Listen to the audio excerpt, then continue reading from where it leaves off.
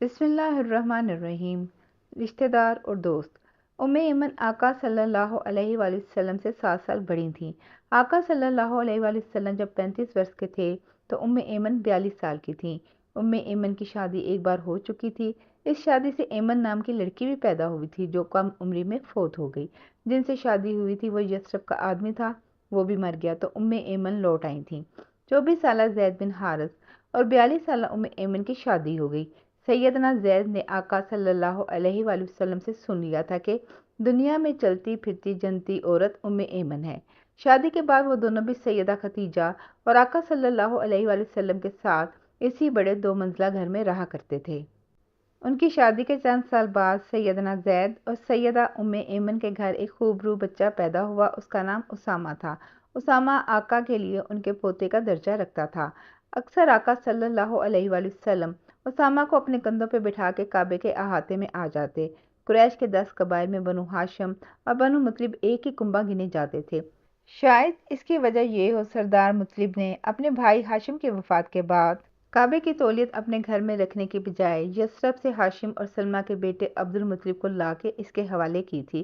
انہیں اپنے بھتیجے عبد المطلب سے دلی پیار تھا اور عبد المطلب نے بھی ان کی محبت میں اپنا نام شیبہ چھوڑ کے ان کا غلام رہنا یعنی عبد المطلب کہلوانا پسند کر لیا تھا۔ غلامی ہر آقا کو جیت لیتی ہے۔ قریش کے باقی 10 قبائل اپنی کثیر اولاد، کثیر سرمایے کی وجہ سے قریش میں امتیازی اور باوقار پہچان کی دوڑ میں لگے تھے۔ ان خاندانوں میں خاص طور پہ 2 خاندان اپنے خطیر سرمایہ اور کثیر جوان اولاد کی وجہ سے خود کو قریش قبائل کی سرپنچ سمجھتے تھے۔ ان میں ایک ہاشم کے جڑواں بھائی عبد شمس کی اولاد بنو امیہ سے ابو سفیان بن حرب بن امیہ تھا، جو عمر میں آقا سے 2 سال بڑا تھا۔ اسی عبد شمس خاندان سے شیبہ عتبہ 2 بھائی تھے۔ عتبہ ابو سفیان بن حرب کا سسر تھا۔ ابو سفیان کی بیوی ہندہ کا باپ اسی عتبہ کا باپ ربی تھا جو عبد شمس کا بیٹا تھا۔ شیبہ کی ماں آمنہ عبدالدار قبیلے سے تھی۔ ابو سفیان چمڑے اور تیل کا بیوپاری تھا۔ اونٹوں کے لمبے لمبے قافلے لے کر وہ مکہ سے شام کی طرف جایا کرتا تھا۔ کبھی اس کا قافلہ نہ جاتا تو وہ سیدہ کے قافلے میں اپنے اونٹ بھجوا دیتا۔ کبھی سیدہ کے تجارتی اونٹ ابو سفیان بن حرب کے قافلے کے ساتھ چلے جاتے۔ ایک بار یہ ہوا کہ آقا صلی اللہ علیہ وآلہ وسلم بھی ابو سفیان بن حرب کے قافلے میں تجارت کے لیے غزہ کی طرف گئے تھے۔ آقا کی بعثت کے بعد اسی ابو سفیان بن حرب نے آقا صلی اللہ علیہ وآلہ وسلم اور مسلمان کی حد درجہ مخالفت کرتے ہوئے اسلام کے خلاف تمام تر اہم جنگوں کی سربراہی کی۔ عبد شمس خاندان کی اسی لڑی امیہ کے بیٹے آس کا پوتا عثمان بن عفان آقا صلی اللہ علیہ وآلہ وسلم سے ہر درجہ محبت اور عقیدت رکھنے والا تھا۔ وہ اپنے پورے قبیلے میں خوبرو اور خوش شکل جوان تھا۔ عمر میں زید کا ہم عمر تھا۔ کاروبار میں آقا صلی اللہ علیہ وآلہ وسلم کے سب سے قریبی دوست ابو بکر کا ساتھی تھا۔ بعد میں اسے آقا صلی اللہ علیہ وآلہ وسلم کی 2 بیٹیوں سیدہ رقیہ اور سیدہ کلثوم سے یکے بعد دیگرے شادی کرنے کا اعزاز حاصل ہوا۔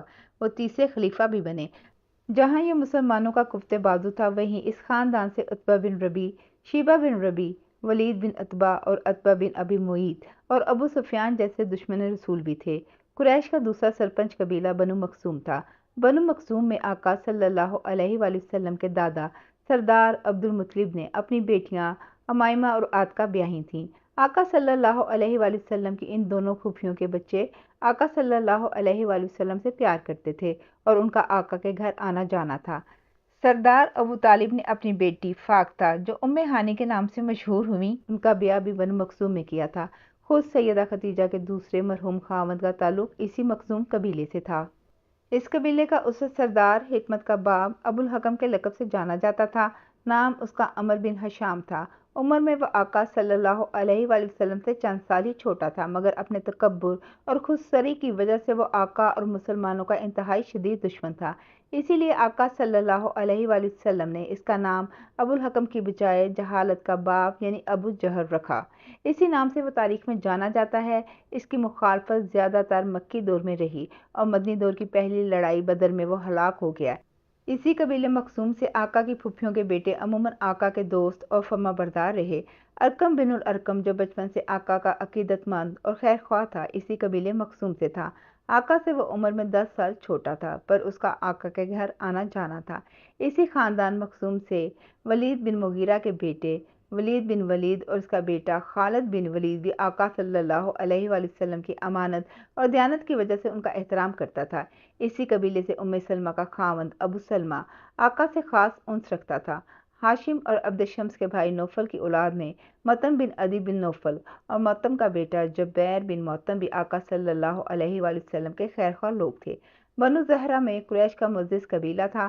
آقا صلی اللہ علیہ وآلہ وسلم سے قریبی رشتہ ہونے کے ناطے اس قبیلے کے لوگ بعثت سے پہلے اور بعد میں بھی عموماً آقا کے دوست اور محبی رہے۔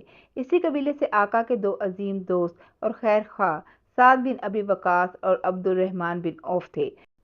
شاید انہوں نے اپنی خالہ سیدہ آمنہ سے آقا صلی اللہ علیہ وآلہ وسلم کی ولادت کے وقت کی دیکھی ہوئی حیران کن معجزاتی باتیں سنی ہوئی تھیں۔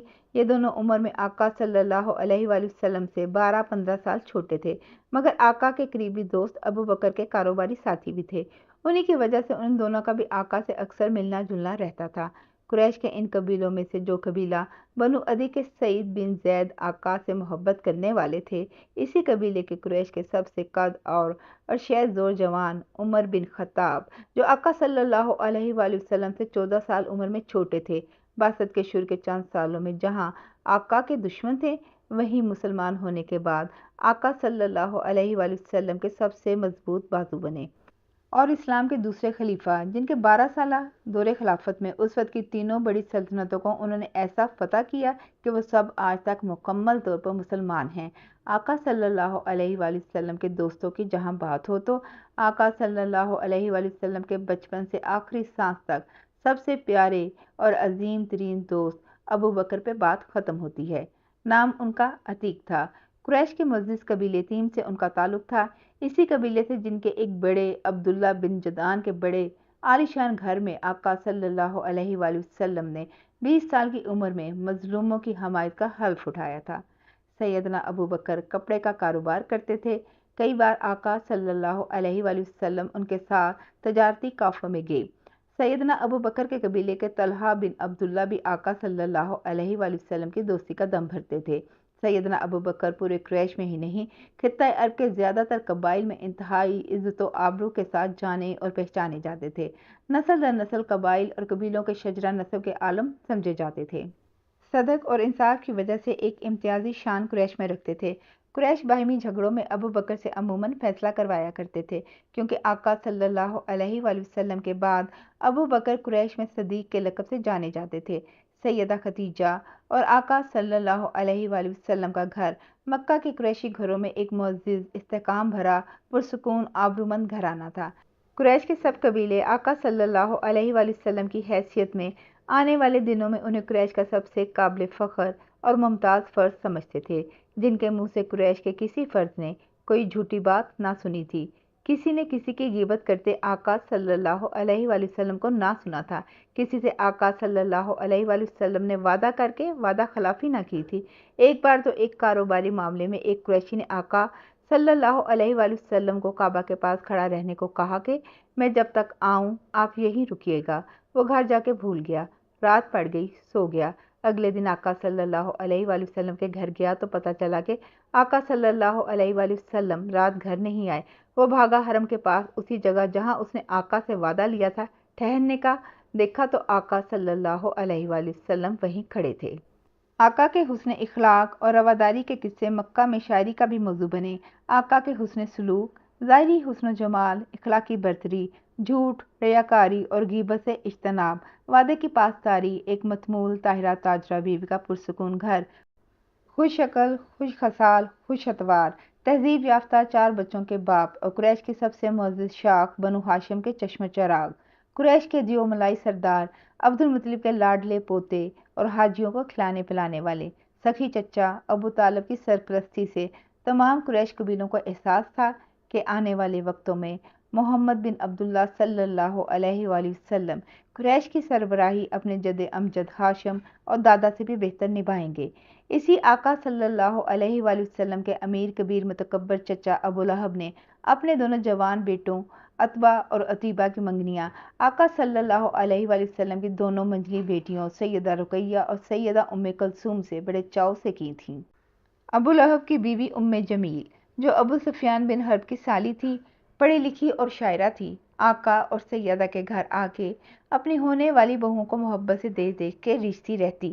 آقا کی بعثت کے بعد ابو لہب نے دونوں منگنیاں توڑ دی تھیں اور دونوں میاں بیوی آقا صلی اللہ علیہ وآلہ وسلم کے بدترین دشمن بن گئے تھے، مگر آقا نے کبھی انہیں نقصان نہ پہنچایا۔ آقا صلی اللہ علیہ وآلہ وسلم کی شخصیت میں ہر جاننے والے اور ہر نہ جاننے والے کے لیے مکمل خیر تھی۔ وہ سب کا بھلا چاہتے تھے، جو بھی ان سے مدد کا طلبگار ہوتا اس کی مدد فرماتے، مہمانوں کی حد درجہ تواضع سے میزبانی کرتے، رشتہ داروں سے صلہ رحمی کرتے، کسی قرابت دار سے قطع تعلق نہ کرتے، ٹوٹے دلوں کو جوڑتے، روٹھوں کو مناتے، ہر قسم کے نفع نقصان سے بالاتر رہتے۔ آقا صلی اللہ علیہ وآلہ وسلم تمام تر لوگوں کے لیے سراپائی رحمت اور امن تھے۔